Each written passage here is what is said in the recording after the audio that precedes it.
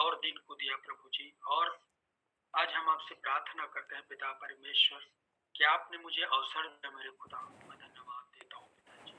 Hallelujah प्रभु जी। और प्रभु जी स्तुति आराधना करने में प्रभु जी हमारी सहायता और मदद करे पिता परमेश्वर। हालेलुया प्रभु जी। आज प्रार्थना करता हूँ पिता परमेश्वर कि इस छोटी सी झुंड को पिता परमेश्वर, जो जितने लोग प्रभु जी जुड़े हैं प्रभु और जो जुड़ने वाले हैं पिता परमेश्वर, लिए सृजे गए हम आते तेरे पास, लाते हृदय हम बचने के लिए सृजे गए हम आते तेरे पास, लाते हृदय हम करते तेरी हम उपासना आराधना आराधना भजने के लिए सृजे गए हम आते तेरे पास, आते गए हम आदि में था वचन, वचन परमेश्वर की सन, वचन परमेश्वर ही था, सब कुछ हुआ वचन द्वारा, आदि में था वचन, वचन परमेश्वर ही सन, वचन परमेश्वर ही था, सब कुछ हुआ वचन द्वारा, महिमा के योग्य मेरा प्रभु यीशु, महिमा आदर के योग्य मेरा प्रभु यीशु,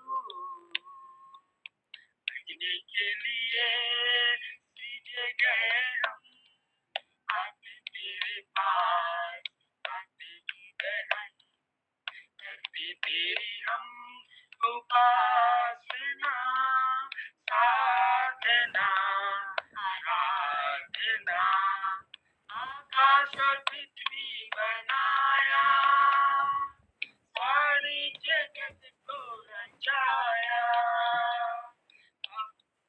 मुझको भी अपने स्वरूप में इंसान करके बनाया, आकाश और पृथ्वी बनाया, सारे जगत को रचाया, मुझको भी अपने स्वरूप में इंसान करके बनाया, महिमा समर्थ आदर के योग्य मेरा प्रभु यीशु, महिमा समर्थ योग्य मेरा प्रभु यीशु, भजने के लिए सृजे गए हम आते तेरे पास, लाते हृदय हम करते तेरे हम उपासना साधना आराधना, दुनिया बनाने से पहले चुना था मुझको दया से, करने मेरी धन्य सेवा, आत्मा सच्चाई आशा से, दुनिया बनाने से पहले चुना था मुझको दया से, करने तेरी धन्य सेवा, आत्मा सच्चाई आशा से, महिमा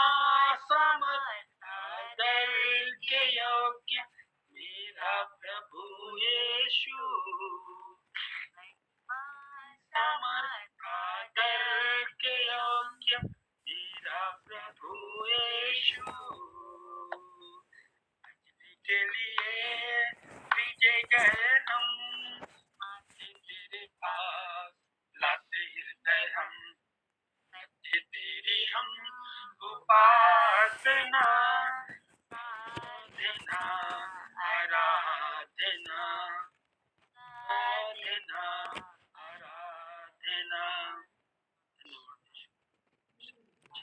इस छोटी सी और कोरस का प्रभु की महिमा करते हैं। मैं तेरी ही कला हूँ, खुद को तेरे हाथों में दे दूं। मैं तेरी ही कला हूँ, खुद को तेरे हाथों में दे दूं।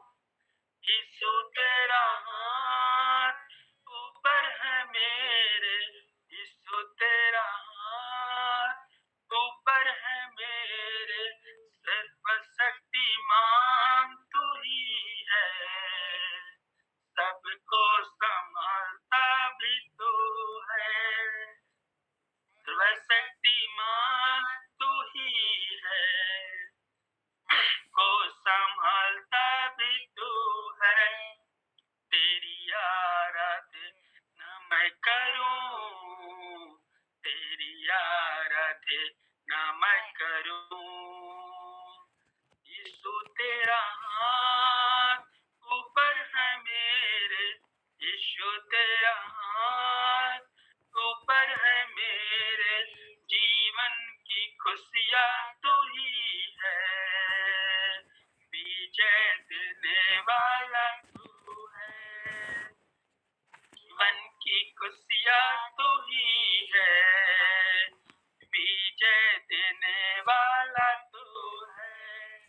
तेरी आराधना मैं करूं, तेरी आराधना मैं करूं, आराधना मैं करूं, तेरी आराधना मैं करूं। धन्यवाद, धन्यवाद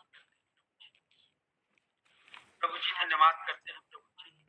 मैं विश्वास करता हूँ पिता की इस आराधना रूपी की पिता अपने शुद्ध राज्य में स्वीकार किया प्रभु जी। हम धन्यवाद देते हैं पिता परमेश्वर प्रभु जी। आगे की भाग पिता वचन हमने लिया है ये 1:8 में पिता प्रभु जी। इस वचन के द्वारा पिता परमेश्वर मुझे बोलने के लिए शब्द दे मेरे खुदा। मैं धन्यवाद करता हूँ प्रभु जी। सारा आदर महिमा आपको देते हैं प्रभु जी।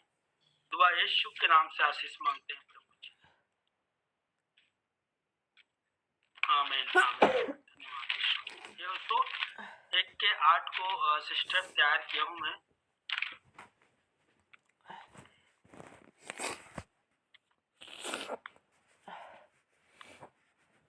व्यवस्था की यह पुस्तक तेरे चित्त से कभी ना उतरने पाए, इसी में रात दिन ध्यान किए रहना। इसीलिए जो कुछ उसमें लिखा है उसे के अनुसार करने की तू चौकसी करे, क्योंकि ऐसा ही करने से तेरे सब काम सफल होंगे और तू प्रभावशाली होगा। आमीन।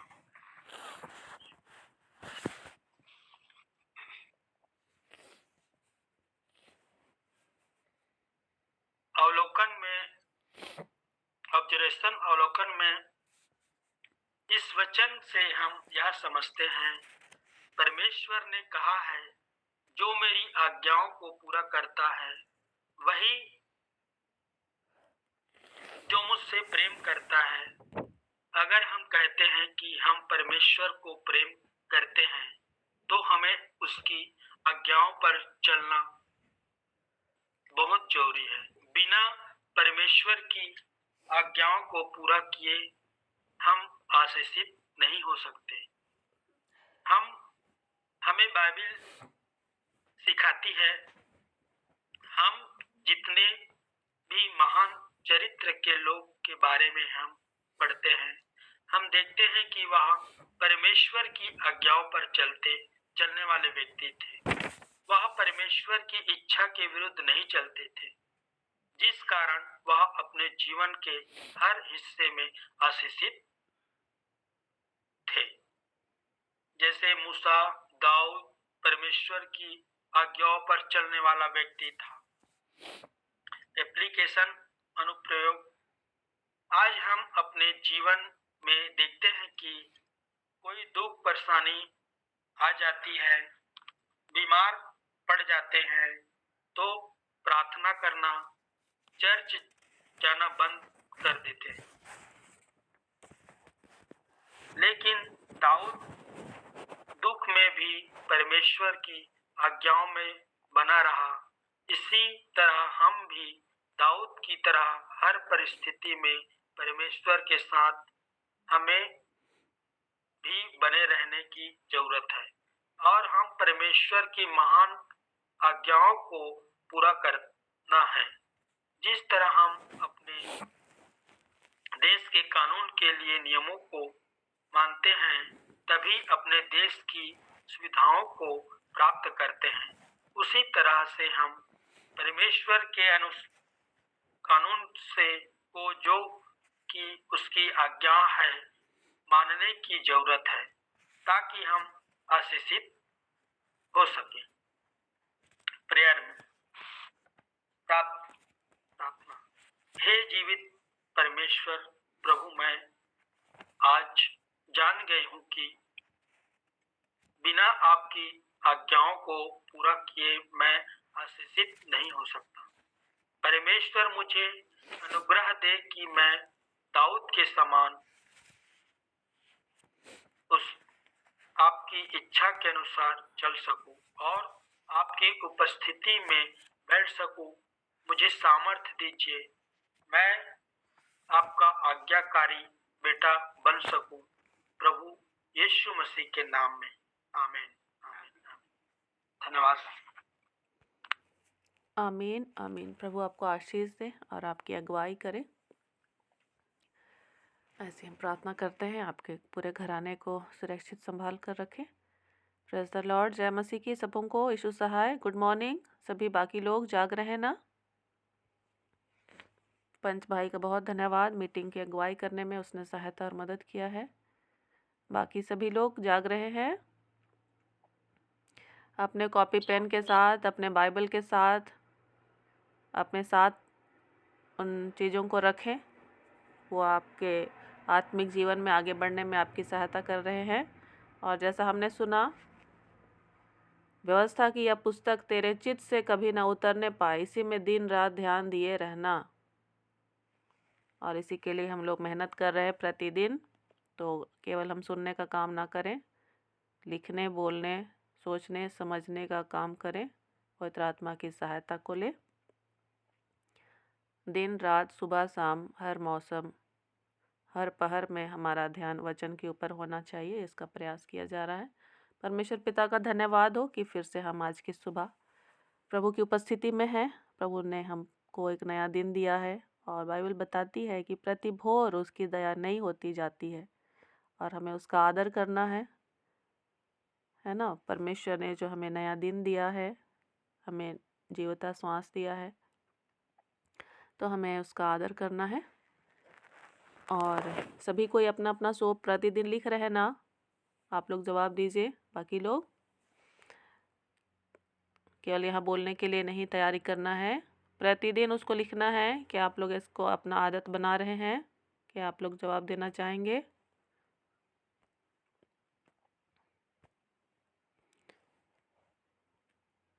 जी सिस्टर, लिख रहे हैं।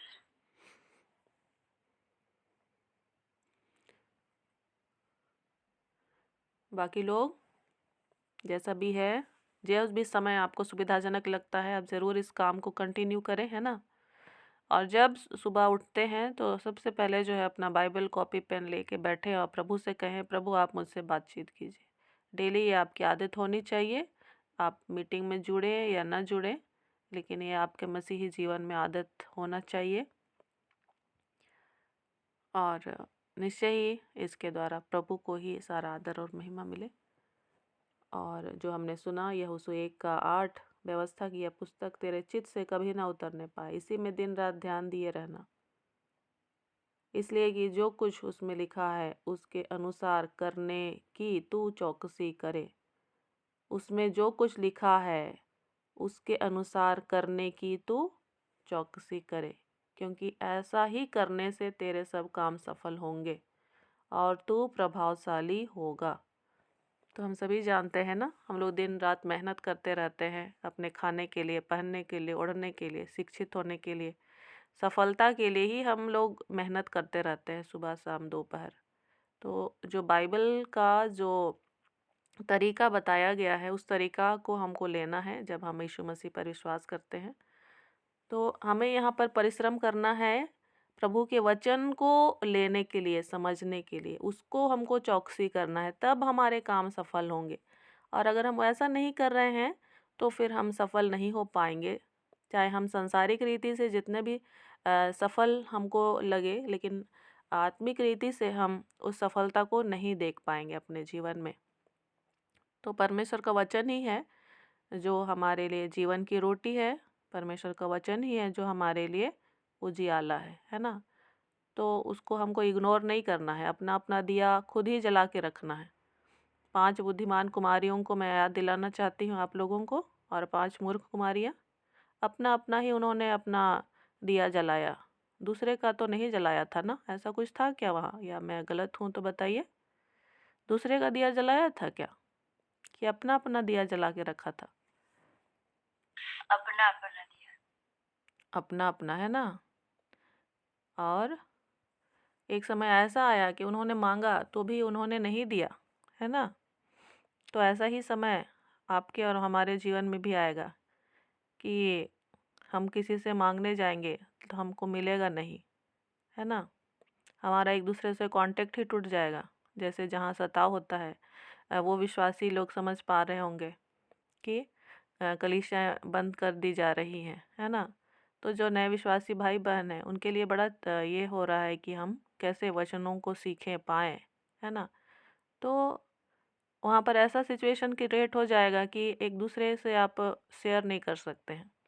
तो अब जबकि मौका है, समय है, अनुग्रह का समय है और पवित्र आत्मा आपके पास है, तो आप उसका आदर करें और उसके साथ आप वचन की रोटी को खाएं और बल पाएं और तरोताज़ा हों और उसके द्वारा आगे बढ़ते चले जाएं। ठीक है। आइए हम लोग युगों में परमेश्वर की योजना के विषय में सीख रहे हैं, तो उस विषय के लिए बातचीत करेंगे। और कल मैंने क्वेश्चन भेजा था, ममता सिस्टर चाहे तो उसको आप शेयर कर सकते हैं। आइए हम लोग प्रार्थना करेंगे।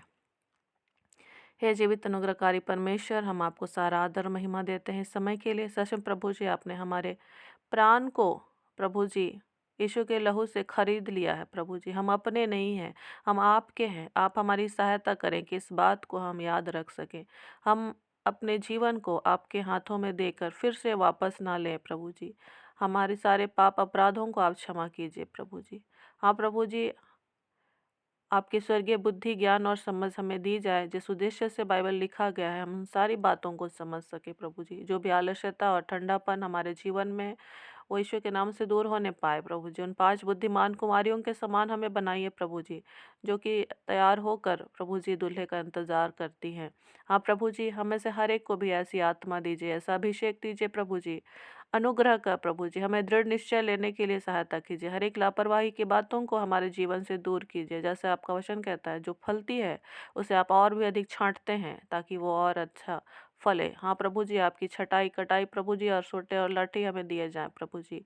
हमारा दिल दिमाग जो संसार में उलझा रहता है, भटका रहता है, उसे आप अपने वचन में स्थिर कीजिए। अनुग्रह का प्रभु जी, सारा आदर महिमा हम आपको देते हैं और इस प्रार्थना को हम आपके पुत्र, हमारे उद्धारकर्ता प्रभु यीशु मसीह के नाम से मांगते हैं।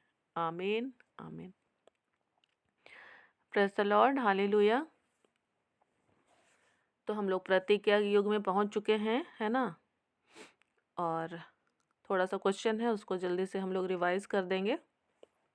और आप लोग ज़रूर कोशिश कीजिएगा कि जो क्वेश्चन भेजा जाता है उसका रिप्लाई कीजिए, क्योंकि जब आप रिप्लाई करते हैं तो आप उसके विषय में फिर से सोचते विचारते हैं, है ना। तो हर कुछ इसी के लिए ही उपाय किया जा रहा है। गूगल मीट भी हम इसलिए कर रहे हैं, क्वेश्चन भी आपको इसलिए ही भेजा जा रहा है।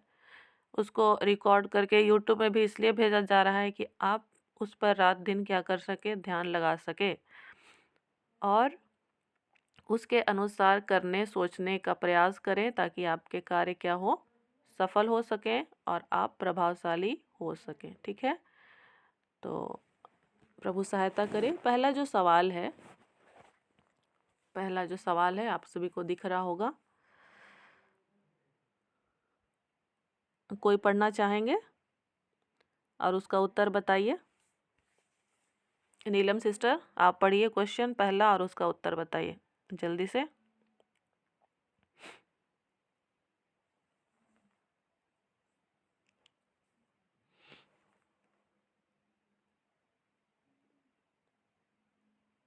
नीलम सिस्टर है क्या?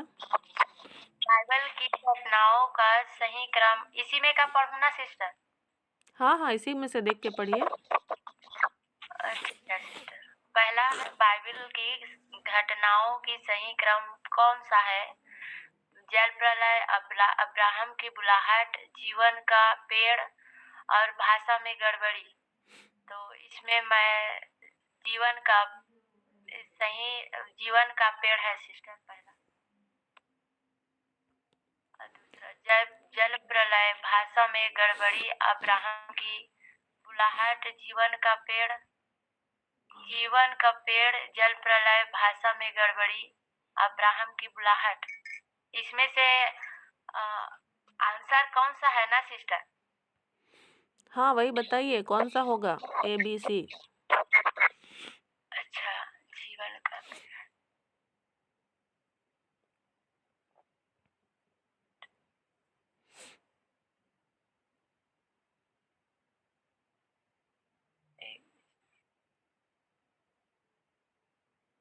सी होगा सिस्टर। ठीक है, थैंक यू, प्रभु आपको आशीष दे। म्यूट करेंगे। सी जीवन का पेड़, पहला क्रम, दूसरा जल प्रलय, तीसरा भाषा में गड़बड़ी और चौथा अब्राहम की बुलाहट। और हमको बाइबल को सही क्रम अनुसार समझना है ताकि जब आप उसका बीच बीच का एक एक वचन को पढ़ते हैं तो वो आपको संदर्भ के साथ समझने में सहायता मिलेगी, है ना। अगला दूसरा सवाल को उषा सिस्टर पढ़ेंगे और उसका आंसर बताएंगे। उषा सिस्टर।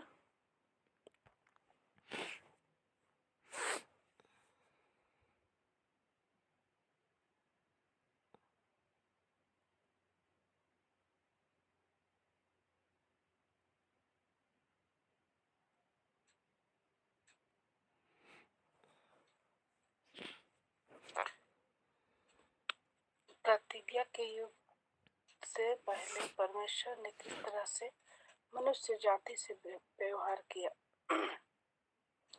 ये सामूहिक रूप से, बी व्यक्तिगत रूप से, सी विभिन्न जातियों के रूप से।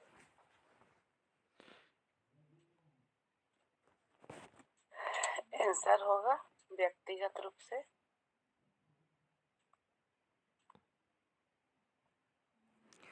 यहाँ पर हम लोग थोड़ा ध्यान देंगे। प्रतिज्ञा के युग से पहले परमेश्वर ने किस तरह से मनुष्य जाति से व्यवहार किया? प्रतिज्ञा के युग से पहले, प्रतिज्ञा का युग हम लोग कहाँ से पढ़ रहे हैं? इब्राहिम की बुलाहट से लेकर के निर्गमन की पुस्तक तक, है ना। उत्पत्ति 12 से लेके निर्गमन 12 तक। और तब ये प्रतिज्ञा का युग जो है स्टार्ट होता है। और यहाँ पर लिखा हुआ है प्रतिज्ञा के युग से पहले, है ना। प्रतिज्ञा के युग से पहले परमेश्वर ने किस तरह से मनुष्य जाति से व्यवहार किया? तो इसका जो सही उत्तर है वो होगा ए। ठीक है, इसका सही उत्तर क्या होगा? ए, सामूहिक रूप से। ठीक है, क्यों सामूहिक रूप से? क्योंकि हम शुरू में क्या देखे, आदम और हवा, ठीक है, वो एक समूह के रूप में है। उसके बाद फिर आगे बढ़ते हैं, नूह के परिवार को देखते हैं और भी जो लोग बढ़ने लगते हैं उनके वंशज, तो उनको सामूहिक रूप से ही परमेश्वर क्या करते हैं, देखते हैं और उनके साथ व्यवहार करते हैं। और नूह के जल प्रलय के बाद फिर और भी बहुत ज़्यादा जो है वंश और जातियां और भाषाएं क्या होते हैं, बढ़ते जाते हैं। फिर भी सामूहिक रूप से ही उनके साथ व्यवहार किया जाता है। जैसे नूह के जल प्रलय के बाद परमेश्वर कहते हैं कि अब मैं इसे नाश नहीं करूँगा, और फिर वो इंद्रधनुष को नियुक्त करते हैं, है ना। ये इस बात का चिन्ह होगा। और फिर क्या कह मतलब उनका जो कहने का जो तात्पर्य होता है कि मैं सब प्राणियों, है ना। जब हम लोग उत्पत्ति 9 अध्याय को देखेंगे, उत्पत्ति 9 अध्याय उसका 15-16 को यदि पढ़ेंगे, तब मेरी जो वाचा तुम्हारे और सब जीवित शरीरधारी प्राणियों के साथ बंधी है, सब जीवित शरीरधारी प्राणियों के साथ बंधी है, उसको मैं स्मरण करूँगा। तब ऐसा जल प्रलय फिर न होगा जिससे सब प्राणियों का विनाश होगा। बादल में जो धनुष होगा, मैं उसे देख के यह सदा की वाचा स्मरण करूँगा जो परमेश्वर के और पृथ्वी पर के सब जीवित शरीर प्राणियों के बीच बंधी रहेगी। फिर परमेश्वर ने नूह से कहा, जो वाचा मैंने पृथ्वी भर के सब प्राणियों के साथ बांधी है, उसका चिन्ह यही होगा। तो यहाँ जो शब्दों को हम लोग देख सकते हैं, सब जीवित शरीर प्राणियों के साथ, है ना। तो सामूहिक रूप से सबके साथ व्यवहार कर रहे थे परमेश्वर। उसके बाद जैसे ही हम अब्राहम की बुलाहट में आगे बढ़ेंगे, तब हम यहाँ पर देखते हैं व्यक्तिगत रीति से इब्राहिम को बुलाया जाता है, लेकिन अब परमेश्वर जो है मनुष्य के विभिन्न जातियों के रूप में उससे क्या करते हैं, आगे व्यवहार करते हैं। ठीक है, अब्राहम की बुलाहट के बाद आगे परमेश्वर अलग अलग जातियों के रूप में उनसे क्या करने लगते हैं, व्यवहार करने लगते हैं। मीन्स कि अब्राहम को बुलाकर अब्राहम से एक जाति आगे बढ़ती है, इजरायली जाति के साथ परमेश्वर व्यवहार करते हैं। ठीक है, उन और दूसरे जाति हैं वो दूसरे अपने अपने सब विभिन्न जातियों के रूप। तो ये बात क्लियर हो गया ना, थोड़ा सा हम लोग समझ रहे हैं छोटी छोटी बातों को। किसी को कुछ पूछना है दूसरा नंबर क्वेश्चन में? नहीं, समझ में आ गया तो। हाँ ठीक है, थैंक यू। आगे हम लोग तीसरा सवाल कौन पढ़ेंगे? महेंद्र सिंह, तीसरा सवाल पढ़ने में सहायता करें और उसका उत्तर बताएं।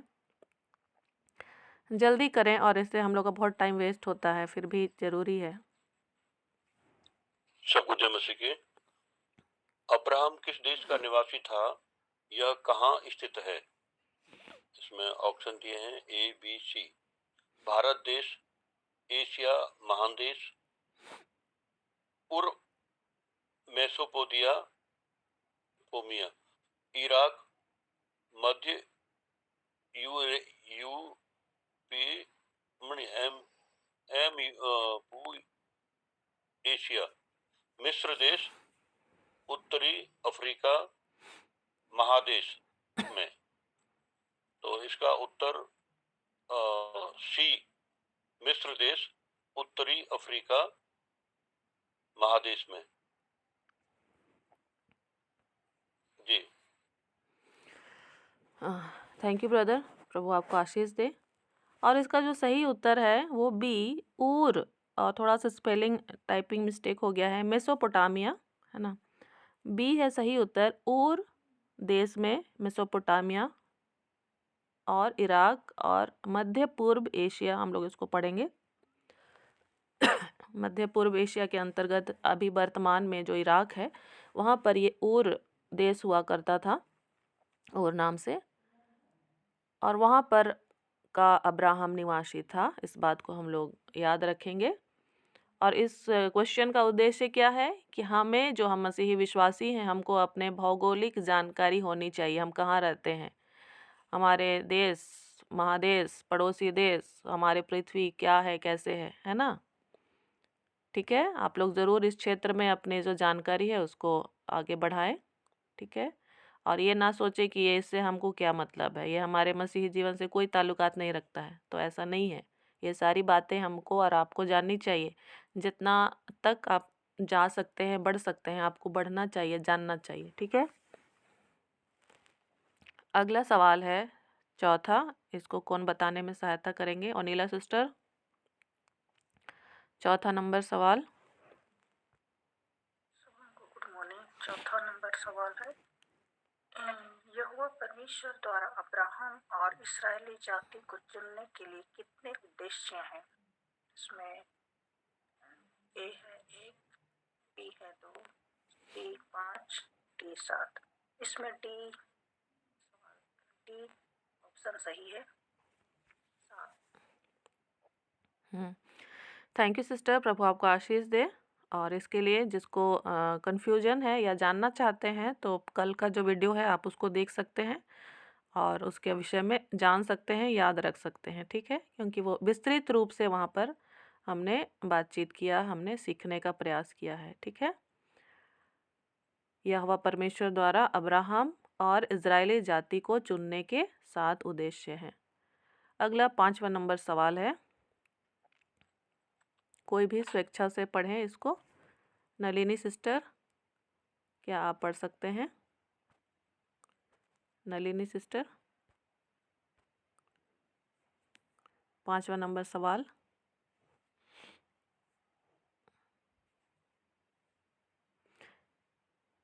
या कोई और भी भाई बहन, कोई भी स्वेच्छा से पढ़ सकते हैं, उसका उत्तर दे सकते हैं। 5वां नंबर।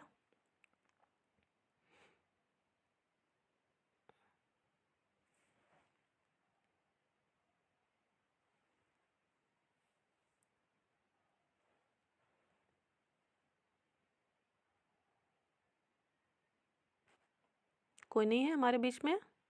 कौन पढ़ेंगे? अंजू सिस्टर, अंजू सिस्टर आप बताएं 5वां नंबर सवाल क्या उत्तर हो सकता है? मैं अभी नहीं पढ़ पा रही हूँ मैम, मेरे लिए प्रेयर करना दस्त हो रहा है, मुझे अच्छा नहीं लग अच्छा रहा। अच्छा, ठीक है, प्रभु आपको चंगा करे। और कौन है? पंच भाई, आप बताना चाहेंगे क्या?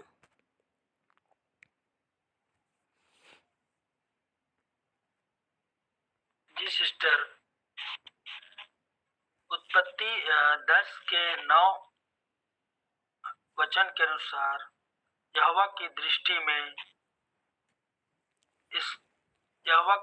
में इसका क्या अर्थ है? ए आशीषित है, बी परमेश्वर के विरुद्ध या मुकाबले में, सी अभिमानपूर्वक। सिस्टर, बी इसका आंसर होगा लगता है सिस्टर मुझे। अच्छा, थैंक यू, ठीक है, प्रभु आपको आशीषित करे, धन्यवाद दे। धन्यवाद आपको। थोड़ा सा रुकेंगे ममता सिस्टर। तो उत्पत्ति 10 का 9, वहाँ पर ये जो शब्द लिखा हुआ है यहोवा की दृष्टि में, इसका क्या अर्थ है? तो इसका जो अर्थ है वो बी परमेश्वर के विरुद्ध या मुकाबले में, है ना?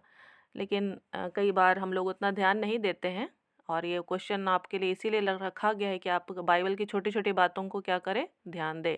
यहोवा की दृष्टि में इसका क्या अर्थ हो सकता है? और कई बार हम खाली आशीषों के बारे में विचार करते रहते हैं, है ना? या फिर बाइबल के जो कुछ शब्द हैं वो कुछ एक ही तरह से हमारे दिमाग में फिक्स रहते हैं ना। लेकिन चूंकि हमें ये अनुवाद के साथ मिला है, इस बात का हमें क्या करना है, हमें याद रखना है। अनुवाद के साथ हमको मिला है, ये ओरिजिनल भाषा में हम इसको नहीं पढ़ रहे हैं, ठीक है? तो हमारे पास जो इसको हम समझ रहे हैं, ये मैंने नीचे लिख भी दिया है कि मैं किस पुस्तक से पढ़ रही हूँ। भविष्यवाणियों की रूपरेखा पुस्तक है जिसके लेखक हैं पास्टर थॉमस मैथ्यूस, और ये बड़ी पुरानी पुस्तक है, मेरे पास अभी भी उपलब्ध है, आप लोग खरीद सकते हैं। और मुझे ये पुस्तक से काफ़ी आशीष मिला है और मैं पहले ज़माने से इसको पढ़ती आ रही थी। मुझे नहीं पता था कि एक समय ऐसा भी आएगा और मुझे बताना पड़ेगा, है ना? मैं तो खुद ही के लिए कल पढ़ती ही रहती थी। लेकिन परमेश्वर की योजना अलग है ना? हम नहीं जानते हैं, वो समझ से परे है। तो आप सभी भी जब सीख रहे हैं तो सीखते चले जाएं, आपको परमेश्वर कहाँ कैसे इस्तेमाल करेंगे ये परमेश्वर जानते हैं, है ना? हम बस ईमानदारी के साथ जो सीखने का कार्य है उसको हम जारी रखें, और जब हम सीखने का कार्य निश्चय ही हम पूरा करते हैं या तो फिर हम उसमें ईमानदार हो जाते हैं, तो आने वाले समय में परमेश्वर हमें सिखाने का जो कार्य है उसमें भी हमें क्या करते हैं, उस ज़िम्मेदारी को सौंपते हैं। तो ये जो है यहाँ पर, वो मैंने पुस्तक का नाम लिया, तो आप लोग भी उसकी जानकारी रखें। और इसके पहले मैंने एक और पुस्तक के बारे में आप लोगों को बताया था, बाइबल के 100 महत्वपूर्ण अध्ययन। और इन दोनों पुस्तकों में क्या अंतर है वो भी मैं आपको बताना चाहती हूँ। बाइबल के 100 महत्वपूर्ण जो अध्ययन है वो हर एक मसीही को पढ़ना चाहिए। उसमें जो टॉपिक्स हैं, जैसे 100 टॉपिक्स हैं, तो आप हर एक टॉपिक्स को पढ़ करके उस पे क्या हो सकते हैं, सीख सकते हैं। आपका बेसिक जो है वो स्ट्रांग हो जाएगा। आपको बार बार यहाँ वहाँ पूछने खोजने की ज़रूरत नहीं होगी कि अरे क्या लिखा हुआ है। और जब आपका बेसिक स्ट्रांग हो जाएगा कि बपतिस्मा क्या है ना, दुष्टात्मा क्या है, स्वर्गदूत क्या है, स्वर्ग क्या है, पवित्र आत्मा क्या है, तो फिर आपका जो विश्वास है वो और भी अधिक मजबूत होता चला जाएगा। तो इसलिए वो आपको दिया गया है, और अभी हम लोग उसको कंटिन्यू नहीं कर रहे हैं उस पुस्तक से, तो क्षमा चाहेंगे। वो आपका व्यक्तिगत अध्ययन के लिए आपके पास रहेगा, और आपके साथ आपके बच्चों के लिए भी वो आशीषित रहेगा, ठीक है। और ये सारी पुस्तकें मैंने भी नहीं खरीदी, मेरे बड़े पिताजी ने खरीदी थी, और वो खुद अपने लिए मेहनत कर रहे थे। और मुझे नहीं पता था कि वो मेरे लिए इस तरह से सहायक होंगे, लेकिन ये परमेश्वर की योजना रहती है कि अपने माता पिताओं से वो उनके अगले वंश तक वो जाता रहता है ना। तो आप जो भी मेहनत कर रहे हैं, परिश्रम कर रहे हैं, वो व्यर्थ नहीं है, ठीक है। तो आप लोग पूरी ईमानदारी के साथ मेहनती बनिए, ठीक है। अब हम लोग चलते हैं 5वें नंबर क्वेश्चन में, और थोड़ा सा डिटेल से जानने के लिए।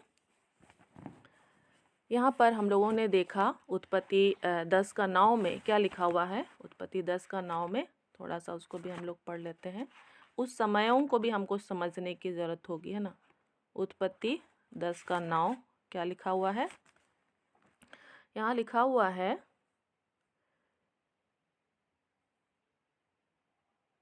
वह यहोवा की दृष्टि में पराक्रमी शिकार खेलने वाला ठहरा। इससे यह कहावत चली है, निम्रोद के समान यहोवा की दृष्टि में पराक्रमी शिकार खेलने वाला। तो हमको ये अच्छा लग रहा है निर्मोद, या फिर परमेश्वर का सामना करने वाला, उतना बेहतर हमको इस वचन से पता नहीं चल रहा है ना। हम लोग थोड़ा सा ऐसा भी समझ सकते हैं कि वो यहोवा की दृष्टि में बहुत अच्छा सूरवीर था, है ना। ऐसा भी लगता है कि नहीं लगता है आप लोग को पढ़ने से? एक अच्छा पराक्रमी शिकार खेलने वाला, ऐसा भी हमें समझ में आता है कि नहीं? ठीक है सिस्टर, म्यूट कर लेंगे, स्टॉप कर देंगे स्क्रीन शेयरिंग को।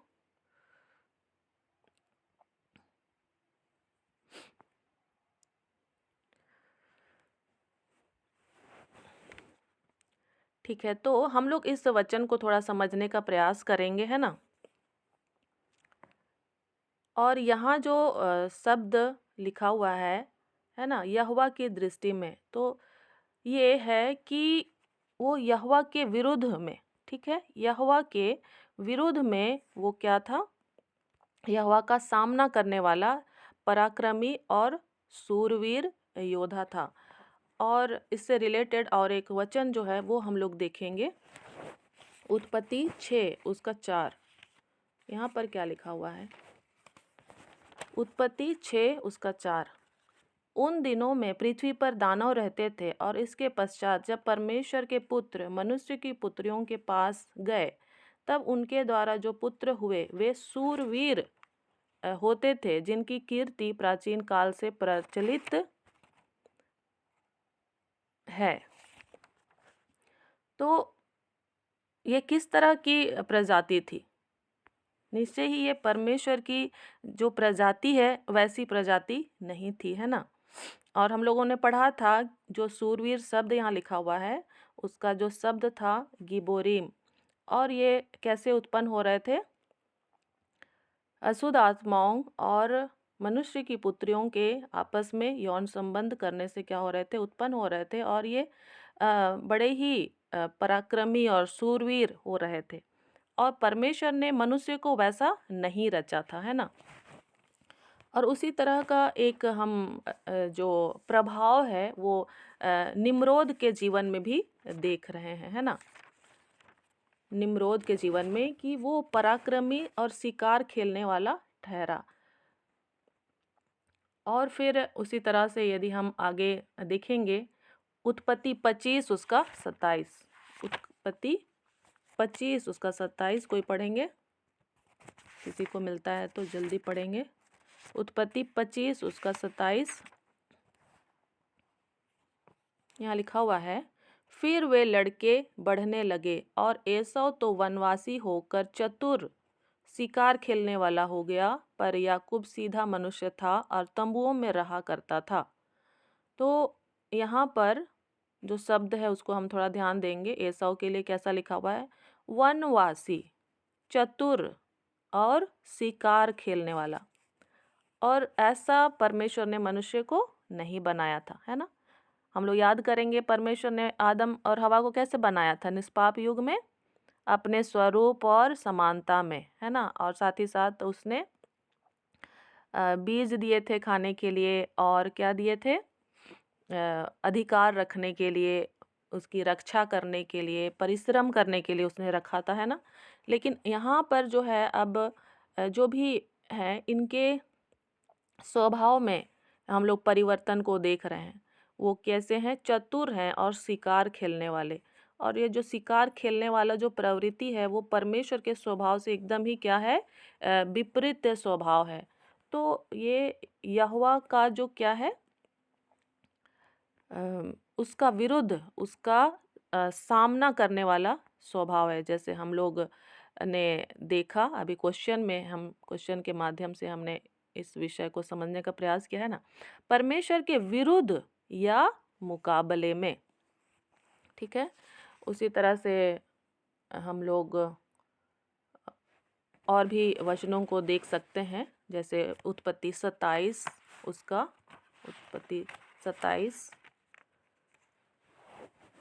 उत्पत्ति 27 उसका एसाव के ही स्वभाव को हम लोग देखेंगे। उत्पत्ति 27 का 3 को पढ़ते हैं। इसलिए अब तू अपना तरकस और धनुष आदि हथियार लेकर मैदान में जा और मेरे लिए अहेर कर ले आ। क्या क्या लेना उसको कहा जा रहा है? उसका अपना ही है ना, उसको दिया नहीं जा रहा है, उसका अपना उसने बनाया है। क्या बनाया? उसका तरकस और धनुष आदि हथियार लेकर मैदान में जा और मेरे लिए अहेर कर ले आ। ये परमेश्वर के विरुद्ध वाला क्या है? स्वभाव है। और फिर हम आगे यदि 30 पद में भी देखते हैं तो जो एसाव है वो अहेर करके लेके आता है भोजन, है ना। 27 का 30 में, जैसे ही यह आशीर्वाद इसहाक याकूब को दे चुका और याकूब अपने पिता इसहाक के सामने से निकला ही था कि एसाव अहेर लेकर आ पहुंचा। तो परमेश्वर के विरुद्ध, परमेश्वर के स्वभाव से विपरीत स्वभाव है ये वाला, है ना। तो यहोवा के दृष्टि में, मतलब यहोवा का सामना करने वाला ये स्वभाव है। और यदि हम लोग आगे यिर्मयाह 16 का 16 पढ़ेंगे, यिर्मयाह 16 का 16,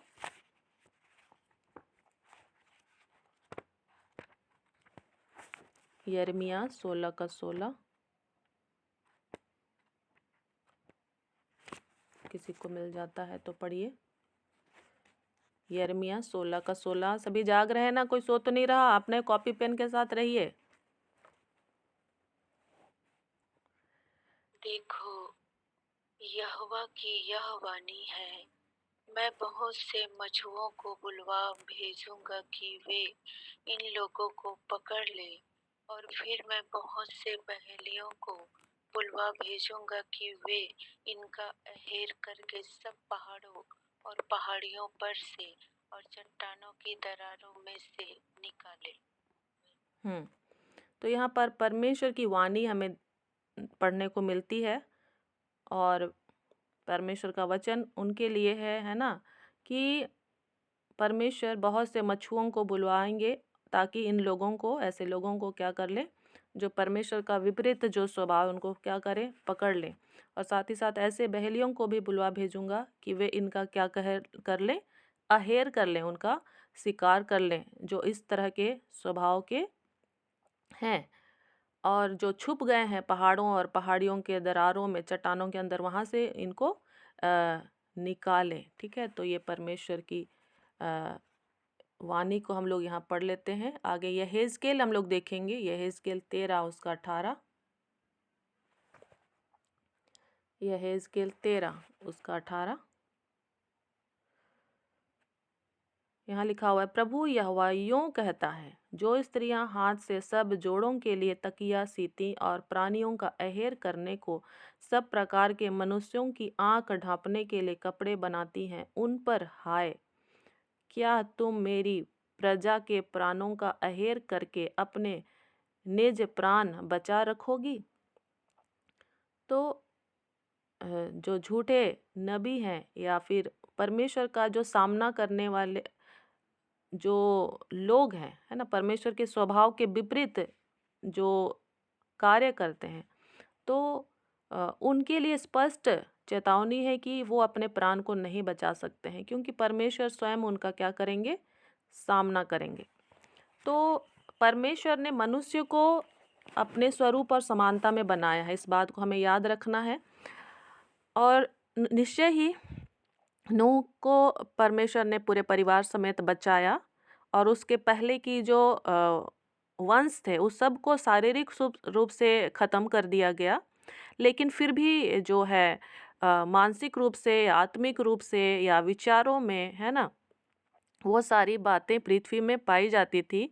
और जो नूह के बाद की जो वंशावली है ना, तो उनके ऊपर भी वो सारे प्रभाव पाए जाते हैं, हम देख रहे हैं। और उसके बाद के समयों में भी वो सारे बातें क्या हैं? पाई जा रही हैं। तो और हम लोग इफिसियों की पत्री में पढ़ते हैं कि हमारी लड़ाई जो है मांस और लहू से नहीं है, लेकिन अंधकार की उन आत्मिक सेनाओं से है जो आकाश में है। ठीक है, तो जो पाप बढ़ रहा था शारीरिक रूप से, परमेश्वर ने उसे जल प्रलय से क्या किया?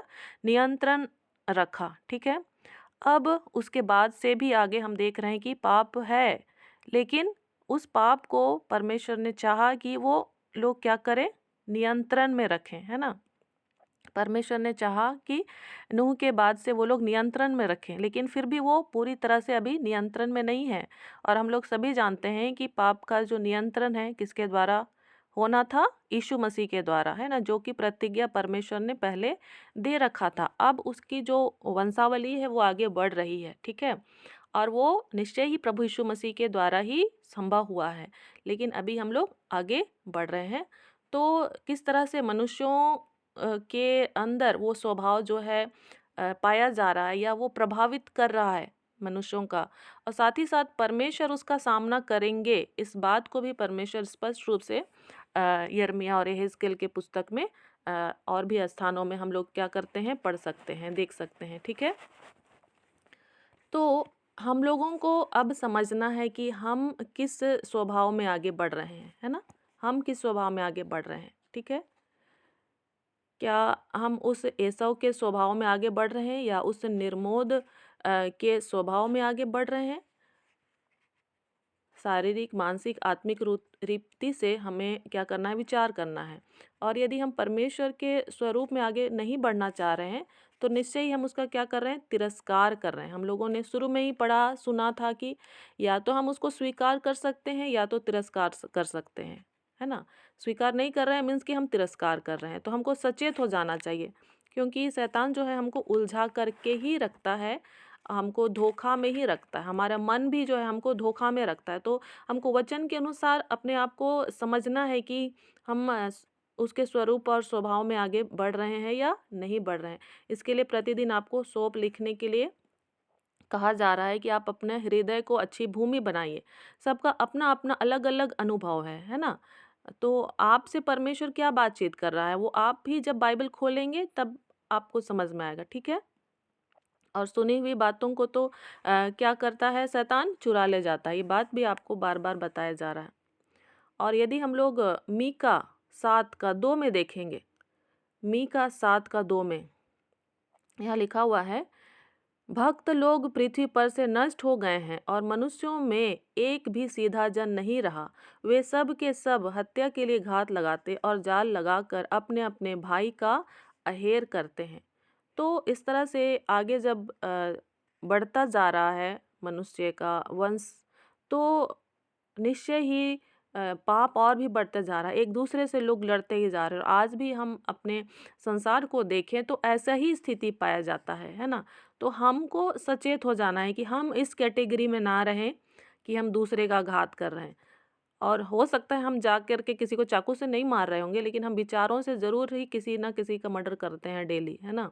हमको सावधान हो जाना है, नहीं तो हम खुद का ही मर्डर करते रहते हैं। अगर हम परमेश्वर के वचन को अपने जीवन में नहीं लेते हैं तो हम उन 5 मूर्ख कुंवारियों के समान होते हैं और अपना ही नाश करते हैं। तो हमको सचेत हो जाना है। हम लोग पढ़ रहे हैं प्रतिज्ञा के युग के विषय में, और कल हम लोगों ने देखा परमेश्वर ने अब्राहम को क्यों बुलाया, इजरायली जाति को, उसके 7 उद्देश्यों को हमने देखा है। आज हम लोग निर्मोद के विषय में पढ़े कुछ बातों को। और इब्राहिम को परमेश्वर ने उत्पत्ति 12 अध्याय में बुलाया, ठीक है, और उसके साथ वाचा को उसने बांधा। उत्पत्ति 12 अध्याय को भी आपको बार बार पढ़ना है, सारी बातें बार बार उसे समझना है। परमेश्वर ने इब्राहिम से जो वाचा बांधी वो पहले की जो 3 वाचा थी उससे बहुत ही ज़्यादा ये उत्तम और विस्तृत थी, ठीक है, बहुत ही ज़्यादा उत्तम और क्या है, विस्तृत है। उत्पत्ति 12 उसका 1 से 3। और इस वाचा का जो विस्तृत रूप है वो उसके वंशज से आगे हम बढ़ते हुए देखते हैं। उसके पुत्र इसहाक, ठीक है, और फिर उसके इसहाक के बेटे याकूब, और फिर उसके साथ ही साथ आगे यीशु मसीह तक जो है इस वाचा को, और फिर उसके साथ जो है सारे पृथ्वी के भूमंडल के सारे कुल तेरे द्वारा आशीषित होंगे। तो ये जो वाचा अब्राहम के साथ बांधा गया वो बहुत ही ज़्यादा विस्तृत है ना, और बहुत ही ज़्यादा क्या है, स्थिर है, ठीक है। उसके पहले नूह को परमेश्वर ने क्या कहा कि इस सब जीवित प्राणधारियों को मैं नाश नहीं करूँगा। लेकिन जो अब्राहम की वाचा है उसमें परमेश्वर कह रहा है कि मैं तुम्हारे द्वारा भूमंडल के सारे कुलों को क्या करूँगा, आशीषित करूँगा। तो यहाँ पर ये बहुत बड़ी जो आशीष है अब्राहम के लिए, मतलब आशीष, और साथ ही साथ बोलेंगे ये वाचा है ना। वाचा को भी हमने समझा था कि वाचा जो है 2 लोगों के बीच में होता है। एक तो सेम लोगों के बीच में होता है, वो लोग तोड़ भी लेते हैं अपने सुविधा अनुसार, या 2 जातियों 2 समुदायों के बीच में एक वाचा होती है। लेकिन जो बाइबल की वाचा है वो परमेश्वर और मनुष्य के बीच में है। इसको हम लोग याद करने की कोशिश करते हैं, परमेश्वर और मनुष्य के बीच में। और यहाँ पर हम लोग सेम नहीं है ना। परमेश्वर महान है, पवित्र है, और हम नॉर्मल मनुष्य हैं, है ना। और हम उसको ना तो बदल सकते हैं, ठीक है, उसमें हम कुछ जोड़ घटाव नहीं कर सकते हैं। ये परमेश्वर की ओर से हमको दे दिया गया है। इसको या तो हम एक्सेप्ट कर सकते हैं या तो हम तिरस्कार कर सकते हैं। और जैसे कि एक बूढ़ा व्यक्ति जो है अपने वसीयत को वो लिख करके चला जाता है अपने 3 बेटों के लिए, तो उसके 3 बेटे जो हैं उसको या तो वो स्वीकार कर सकते हैं या तो फिर उसको रिजेक्ट कर सकते हैं। उसमें वो ये बदलाव नहीं कर सकते हैं कि नहीं मुझे ऐसा करना है या वैसा करना है ना, क्योंकि वो जो है वो लिख करके चले गए हैं। तो वैसा ही जो है परमेश्वर, पवित्र परमेश्वर, वो महान परमेश्वर है, और उसने हमारे लिए जो कहा है उसको हम बदल नहीं सकते। या तो हम उसको स्वीकार कर सकते हैं या तो हम उसको रिजेक्ट कर सकते हैं। 2 ही काम हमारे पास बचता है।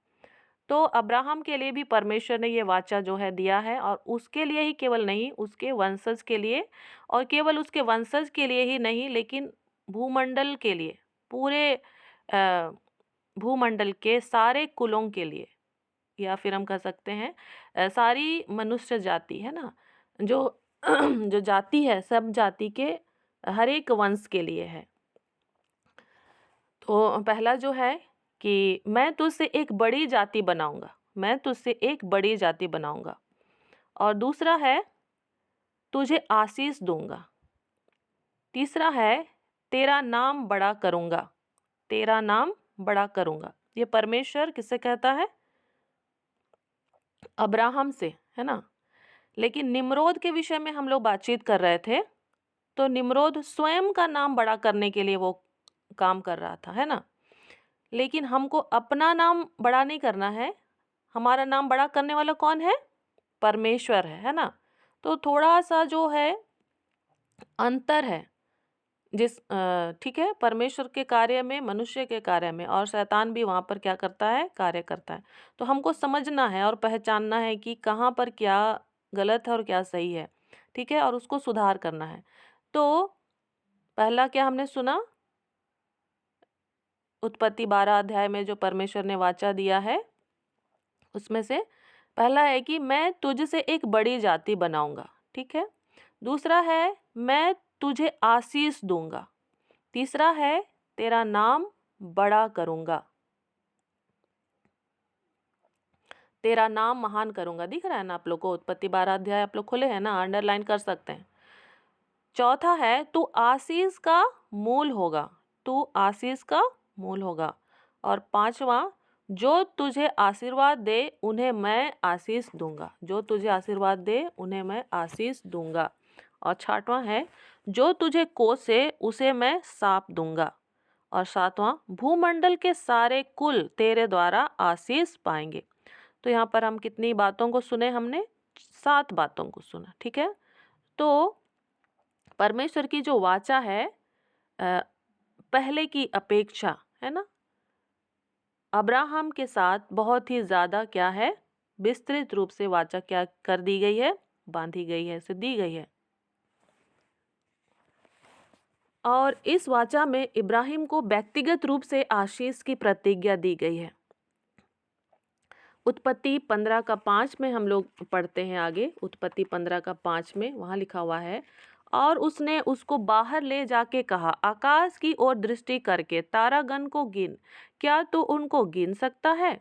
फिर उसने कहा, तेरा वंश ऐसा ही होगा। आप विचार कीजिए, आप यदि आपको परमेश्वर कह रहे हैं कि आप बाहर जाइए और आकाश को देखिए, जितने तारेगण हैं वो तुम्हारे वंशज होंगे, क्या आप लोग विश्वास कर पाएंगे? क्या आप विश्वास कर पाएंगे?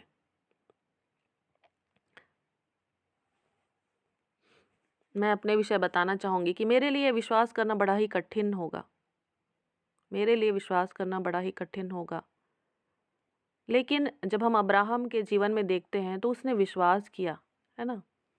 अब्राहम ने विश्वास किया, और आगे हम जब पढ़ेंगे तो वो जरूर विश्वास में निर्बल हुआ, लेकिन एक समय के लिए उसने उस बात पर क्या किया? विश्वास किया। अब्राहम के वंश को परमेश्वर की ओर से आशीष की प्रतिज्ञा मिली। इब्राहिम के 4 वंश थे। इब्राहिम के कितने वंश थे? 4 वंश थे। पहला जो है इसहाक, जो प्रतिज्ञा का वंश था जिससे इजरायली जाति उत्पन्न हुई। पहला इसहाक जो प्रतिज्ञा का वंश था जिससे इजरायली जाति उत्पन्न हुई। और दूसरा इस्माइल और अरबी लोग जो उसके शारीरिक वंश थे। उसकी मम्मी का नाम क्या था? कोई जल्दी से बोलिए। हाजिरा। हाजिरा, है ना। उसको हम लोग पढ़ेंगे उत्पत्ति 16 अध्याय से आगे में पढ़ेंगे। उत्पत्ति 16 अध्याय और 21 अध्याय में। तीसरा है मसीह जो इब्राहिम की संतान था। यीशु मसीह जो इब्राहिम की संतान था, मत्ती 1:1 में हम लोग पढ़ते हैं, जिसके द्वारा सारी अन्य जातियों को आशीष मिलेगी। और चौथा जो है नए नियम के विश्वासी गण जो उसके विश्वास के अंश और आत्मिक वंश हैं। नए नियम के विश्वासी गण, हम लोग जो विश्वास कर रहे हैं अब, है ना, तो हम विश्वास के द्वारा अब्राहम के वंशज हो जाते हैं, है ना। गलातियों की पुस्तक में हम लोग उन सारी बातों को पढ़ते हैं। गलातियों 3:7 से आगे जब हम लोग पढ़ेंगे, गलातियों 3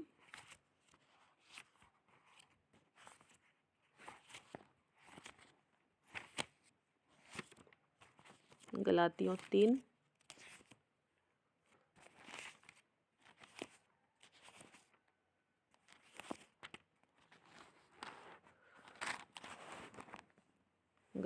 3 7 से आगे।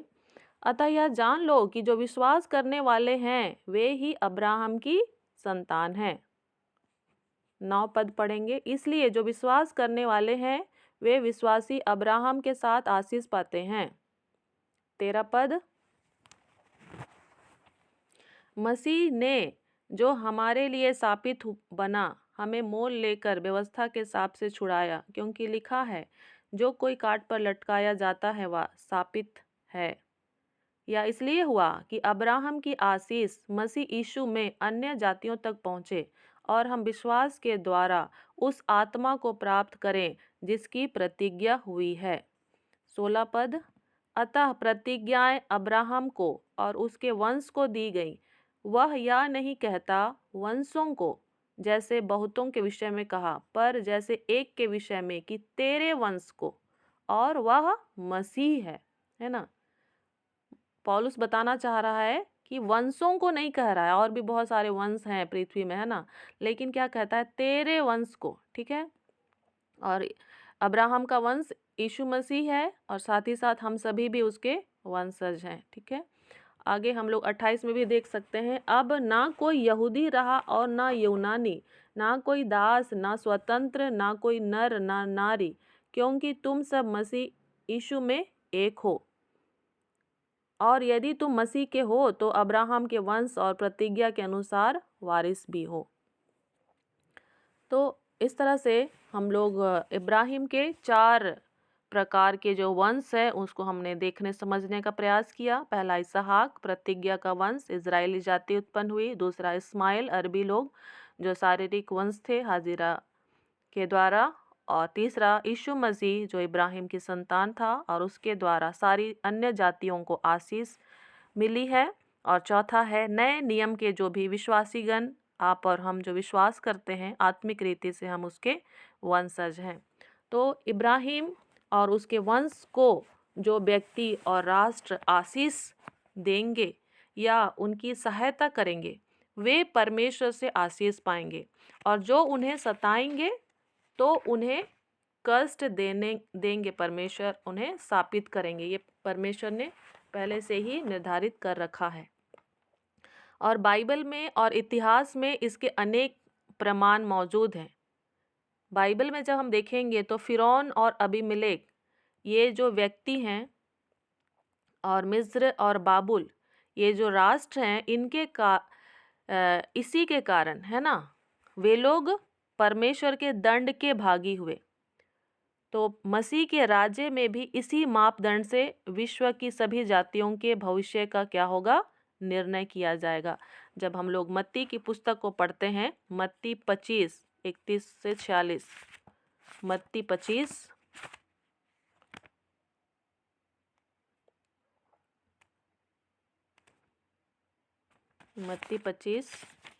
31 से 46।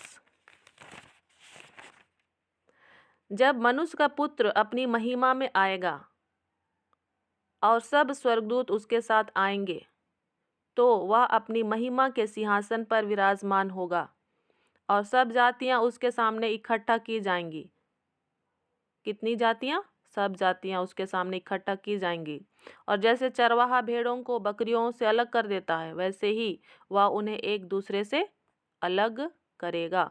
वह भेड़ों को अपनी दाहिनी ओर और बकरियों को बाईं ओर खड़ा करेगा। तब राजा अपनी दाहिनी ओर वालों से कहेगा, हे मेरे पिता के धन्य लोगों, आओ उस राज्य के अधिकारी हो जाओ जो जगत के आदि से तुम्हारे लिए तैयार किया गया है। क्योंकि मैं भूखा था और तुमने मुझे खाने को दिया, मैं प्यासा था और तुमने मुझे पानी पिलाया, मैं परदेसी था और तुमने मुझे अपने घर में ठहराया, मैं नंगा था और तुमने मुझे कपड़े पहनाए, मैं बीमार था और तुमने मेरी सुधि ली, मैं बंदीगृह में था और तुम मुझसे मिलने आए। और इसी का ऑपोजिट हम देखेंगे, जैसे हम लोग कल पढ़ रहे थे वैसी तरह का यहाँ भी हम पाते हैं कि जो इसको नहीं फॉलो करते हैं, है ना, कि हे प्रभु हमने कब तुझे भूखा देखा और कब तुझे खिलाया, हमने कब तुझे प्यासा देखा। मतलब 41 से आगे कि हमने मतलब जो लोग नहीं करने वाले हैं, है ना। तो यहाँ पर वही जो नियम है वो यहाँ पर, वही जो कॉन्सेप्ट है वो यहाँ पर लिखा गया है। तो हमें समझना है, हम अब्राहम के वंशज हैं विश्वास के द्वारा, तो हमें आशीषित होने के लिए और हमारे द्वारा लोगों को भी आशीषित होने के लिए प्रभु ने रखा है। तो हम अपने आप को वो हम आप और हम जो हैं बहुत ही अनमोल और प्रतिष्ठित हैं, है ना। हमारे जो कार्य हैं हम डेली कर रहे हैं वो बहुत ही उसका जो है परमेश्वर अपने सामने क्या कर रहे हैं उसको देख रहे हैं कि हम क्या कर रहे हैं और कैसे कर रहे हैं, है ना। हम एक दूसरे को नहीं देख रहे होंगे, या कोई पास्टर या अगुआ भी किसी दूसरे विश्वासी को नहीं देखता होगा, है ना। या जो अगुए हैं वो भी एक दूसरे को नहीं देख पाते होंगे, लेकिन परमेश्वर जो है हम सभी को देखता है कि हम क्या कर रहे हैं और कैसे कर रहे हैं। तो हमको समझना है, सीखना है, हम बाइबल से प्रतिदिन सीख रहे हैं, है ना, कि हमको क्या करना है और क्या नहीं करना है। और पवित्र आत्मा की हमको सहायता लेना है, और जिस प्रतिज्ञा के साथ ये पृथ्वी चल रही है, जिस वाचा के साथ, तो उसमें हमको सही होते चले जाना है, ठीक है। तो आइए हम लोग आज यहीं तक रखते हैं, कल फिर हम लोग इसके आगे सीखेंगे। और हम प्रार्थना करें, प्रभु को धन्यवाद दें सारी बातों के लिए। हे पिता, हम आपको धन्यवाद देते हैं प्रभु जी, आपने हमें आज के समय में इस पृथ्वी पर रखा है प्रभु जी, हम धन्यवाद देते हैं। हाँ प्रभु जी, आज भी प्रभु जी बहुत तरह के स्वभाव जो हैं हमारे ऊपर प्रभाव डालते हैं प्रभु जी, हमें आपका सामना करने के लिए तैयार करते हैं। हाँ प्रभु जी, हमें आप बचाइए प्रभु जी, हम अपना नाम ना ऊंचा करें प्रभु जी, वरन आप हमारे नाम को ऊंचा करें। हाँ प्रभु जी, ऐसा होने दीजिए, हम अपने आप को छोटा करने वाले होने पाए, क्योंकि जैसे आपने कहा है कि जो अपने आप को छोटा बनाएगा वो बड़ा किया जाएगा। हाँ प्रभु जी, अनुग्रह कर, हमारे अंदर निम्रोद का स्वभाव ना हो प्रभु जी, एसाव का स्वभाव ना हो प्रभु जी, लेकिन हमारे अंदर प्रभु जी यीशु मसीह का स्वभाव हमारे अंदर उत्पन्न होने पाए। हाँ प्रभु जी, और जिस उद्देश्य से आपने हमें आशीष का कारण ठहराया है वो उद्देश्य पूरा होने पाए। हाँ प्रभु जी, हम संसार की सभी जातियों के लिए आशीष का कारण होने पाए। हम महानादेश और महानाज्ञा को पूरा करने के लिए प्रतिदिन विचार कर सके प्रभु जी, हमारे हाथों को, हमारे विचारों को आप शुद्ध और पवित्र कीजिए, अनुग्रह कर प्रभु जी। और पिता परमेश्वर, जिन बातों को अभी भी हमने नहीं सीखा है, सीखने के लिए बाकी रह गया है, आप हमारी सहायता करें कि हम इसमें मेहनत कर सकें।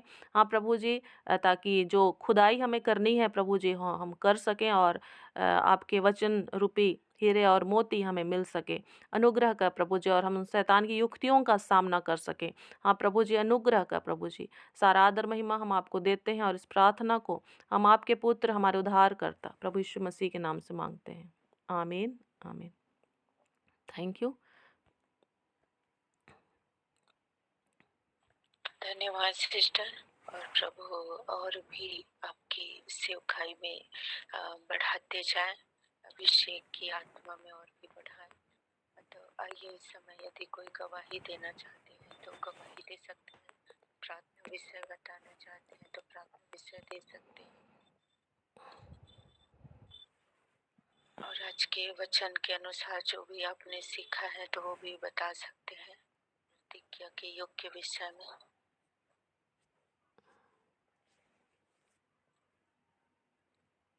और मैं परमेश्वर पिता को धन्यवाद करती हूँ। मुझे कुछ दिनों से थोड़ा सा चक्कर, सिर दर्द लग रहा था, तो मैं सोची कल थोड़ा सा मैं सो जाती हूँ, ठीक हो जाऊंगी करके, लेकिन ऐसा नहीं हुआ। और आप सब लोगों ने प्रार्थना किया, मुझे 11-12 बजे तक मुझे ठीक लगा। प्रभु को ही धन्यवाद हो सारी बातों में। और किसी का प्रार्थना विषय नहीं है तो आइए हम प्रार्थना करते हैं।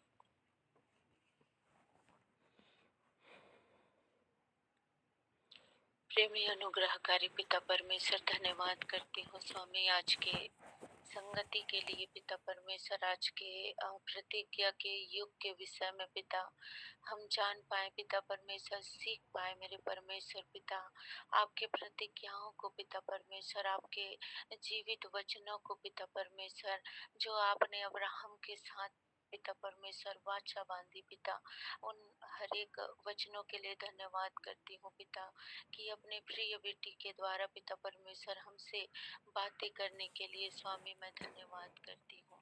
और सच में मेरे महान परमेश्वर पिता, आप बढ़ाने वाले हैं पिता, आप फलवंत करने वाले हैं पिता, आप हर एक के कामों के अनुसार पिता उन्हें प्रतिफल देने वाले होने दे पिता परमेश्वर। प्यारे प्रभु जी, आज की आराधक भाई के लिए हम प्रार्थना करते हैं स्वामी पिता परमेश्वर, और भी पिता परमेश्वर आत्मिक जीवन में पिता आप उन्हें बढ़ाएं मेरे परमेश्वर, फलवंत करें पिता, बढ़ाने वाले आप हैं मेरे परमेश्वर पिता, और उनका घर घराना मेरे परमेश्वर, उनके बच्चे पिता परमेश्वर आपके भय भक्ति में पिता, आपके अनुग्रह में पिता, आपके मार्ग में मेरे परमेश्वर बढ़ने पाए मेरे परमेश्वर, और जो भी आपकी योजना युक्ति है पिता उस परिवार के साथ पिता परमेश्वर वो पूरी होने पाए स्वामी।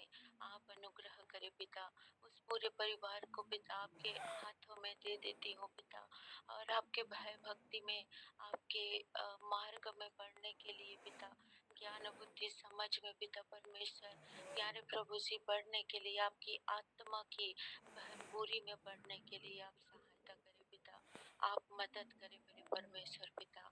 और मैं धन्यवाद करती हूँ स्वामी की पूरा परिवार स्वामी आपके लहू में ढपे हुए हैं। और आगे पिता हम प्रार्थना करते हैं वचन सुनाए हुए आपकी प्रिय बेटी के लिए स्वामी, जो पिता परमेश्वर सेवकाई आपने उन्हें दिया है पिता, उस सेवकाई में पिता परमेश्वर और भी पिता आप उन्हें बढ़ाते जाए स्वामी, उस अभिषेक की आत्मा में पिता और भी बढ़ाए मेरे परमेश्वर। और आपका वचन कहता है स्वामी कि प्रभु में किया गया परिश्रम व्यर्थ नहीं होता है। और सच आमीन। में मेरे परमेश्वर पिता, वो पिता परमेश्वर अपने परिश्रम का फल पिता परमेश्वर देखने पाए पिता, वो रिजल्ट को परिणाम को पिता परमेश्वर देखने पाए मेरे परमेश्वर। और जो सिखाने के लिए पिता बढ़ाने के लिए जो परिश्रम कर रही, और सच में मेरे महान परमेश्वर आप एक एक को पिता परमेश्वर ज्ञान से बुद्धि से पिता परिपूर्ण करे। आपका वचन कहता है पिता परमेश्वर की मांगने वालों को आप यूं ही बुद्धि को प्रदान करते हैं। और सच में मेरे महान परमेश्वर हम अपने जीवन की विपरीत परिस्थितियों में पिता परमेश्वर हमारी बुद्धि के द्वारा नहीं पिता, लेकिन जो बुद्धि आप देते हैं, जो समझ आप देते हैं पिता, जिस मार्ग में आप चलाते हैं वो हमारे लिए बेहतर मार्ग है मेरे परमेश्वर। और आप ही सहायता करें पिता, हमारे जीवन की हर एक विपरीत परिस्थिति में आपके ज्ञान के द्वारा, आपकी बुद्धि के द्वारा, आपके समझ के द्वारा पिता हम उस विपरीत परिस्थिति को पार कर सके पिता। एक एक की सहायता करे पिता, एक एक की मदद करे पिता, एक एक को स्वस्थ रखे पिता, भला चंगा रखे मेरे परमेश्वर पिता।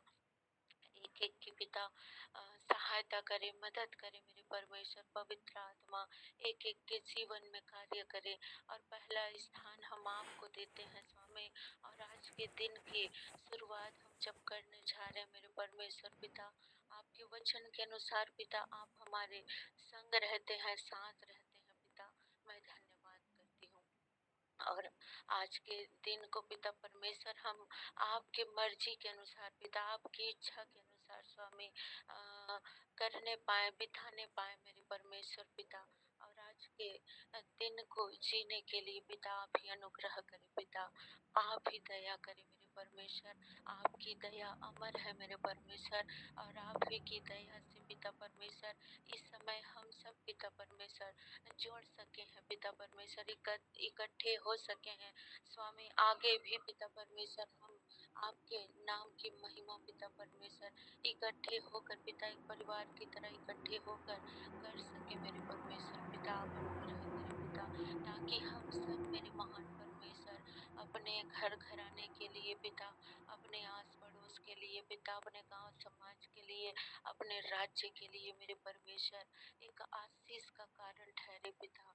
और आपके राज्य के लिए हम सब पिता कार्य करने वाले हो सके पिता परमेश्वर।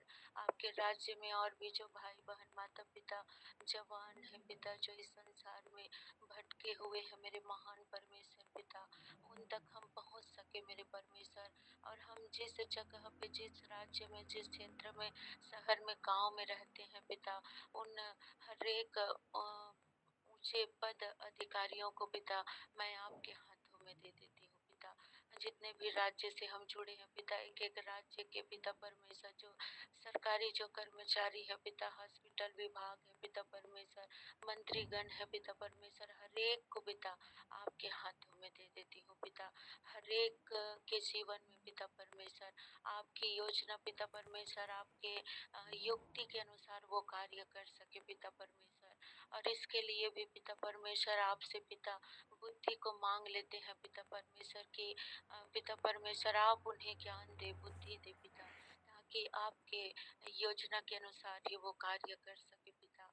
और पिता परमेश्वर प्यारे प्रभु जी, देश को पिता, राज्य को पिता सुचारू रूप से चला सके पिता, क्योंकि आपका वचन कहता है पिता कि जिस देश में तुम रहते हो, जिस राज्य में रहते हो, जिस गांव में तुम रहते हो, उसके हित के लिए प्रार्थना किया करो। सच में मेरे महान परमेश्वर पिता, हम अपने पड़ोसियों को पिता, हम अपने प्रिय लोगों को पिता, हम अपने घर घराने को भी आप ही के हाथों में दे देते हैं। और जिस प्रकार से पिता परमेश्वर यहोशू कहता है स्वामी कि मैं तो यहोवा ही की सेवा करूंगा। सच में मेरे महान परमेश्वर, हम सब भी पिता हमारे घराने के साथ स्वामी आपकी सेवा करने पाए पिता, आपके राज्य के विस्तार के लिए कार्य करने पाए। हम आप सहायता करें पिता, एक एक की मदद करें, अनुग्रह करें, क्योंकि आपका अनुग्रह पिता हमारे लिए काफी है।